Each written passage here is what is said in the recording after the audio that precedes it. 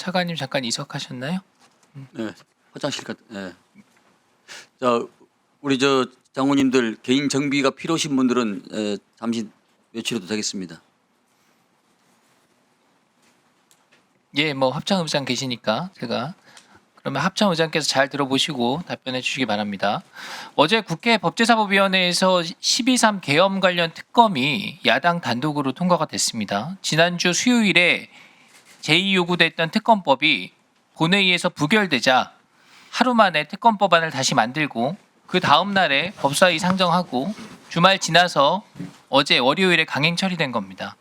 이렇게 졸속으로 만들어졌기 때문에 당연히 많은 문제가 있습니다. 위헌 위법적 요소가 그대로 남아있고 독소 조항도 그대로다 이런 평가를 받고 있습니다. 그중에서 가장 문제가 되는 것이 1차 특검법안에는 포함되어 있지 않았던 외환 혐의가 수사 대상에 추가된 겁니다. 제목도 내란 외환 특검법으로 바뀌었습니다. 자, 이 특검법에서 논란이 되고 있는 외환죄, 이재명 대표가 직접 지시했다 이런 보도가 나왔습니다. 그리고 나서 여기에 아무도 부정을 안 했기 때문에 아마 사실일 거라고 생각을 합니다. 따라서 이 특검법에는 민주당과 이재명 대표의 대북관, 안보관이 그대로 반영된 것으로 볼 수 있다고 생각합니다. 그래서 저는 이 사안을 좀 심각하게 보고 있습니다. 다음 장 한번 보여주시죠.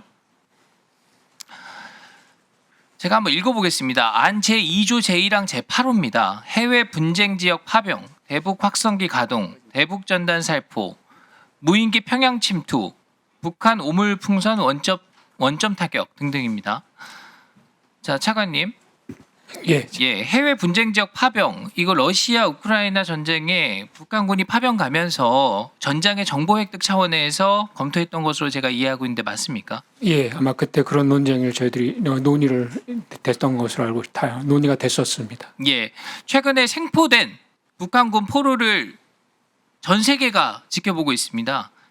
이 사람들을 통해서 많은 정보가 지금 전달이 되고 있습니다. 만약 전장에 우리 정보 수집 자원이 인력이 배치가 됐다면 더 많은 정보가 수집이 됐을 거라고 생각합니다. 따라서 이게 했든 안 했든 우리 안보 전략상 당연히 검토할 수 있는 조치다. 저는 이렇게 생각하는데 동의하십니까? 예, 만약에 우리 관련된 인원들이 있었으면 더 많은 분야, 또 깊은 분야에 대한 그 정보들이 획득될 거로 생각하고 있고, 현재는 뭐 더 저희들이 아닌 다른 기관이 그건 역할을 하고 있는 걸로 알고 있습니다. 예, 합참 의장님.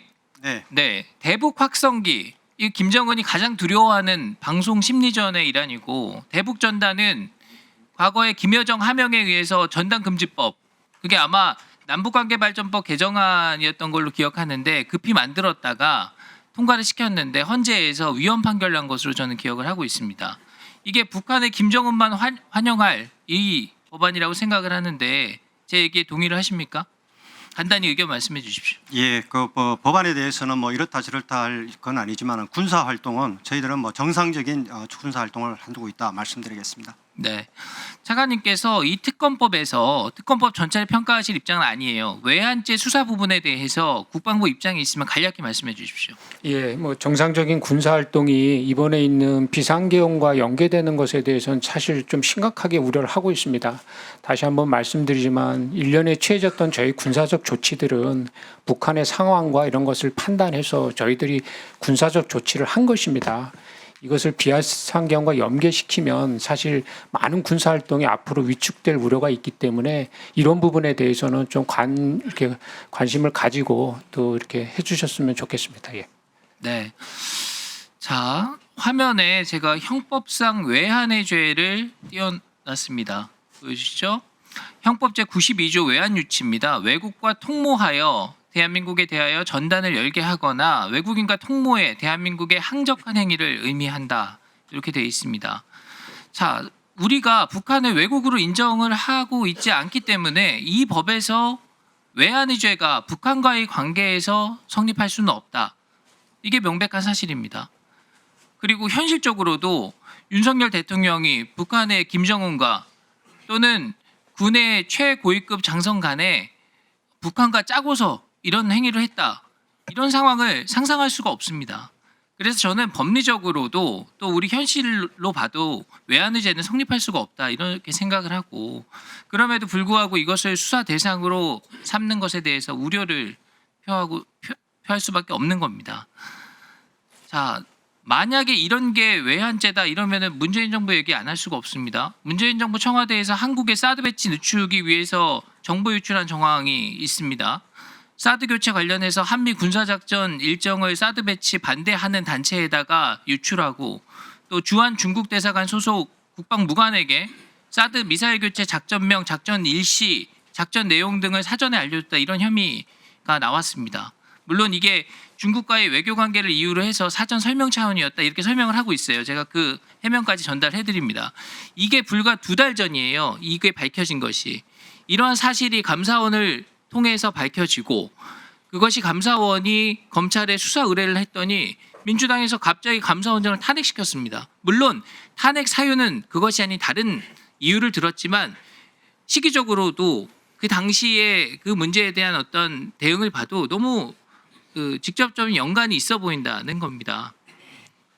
자, 그래서 군의 정상적인 활동이 자꾸 계엄 예비 조치로 오도되고 이런 것은 바람직하지 않다. 자, 말씀을 드리고요. 다음 장 보시죠.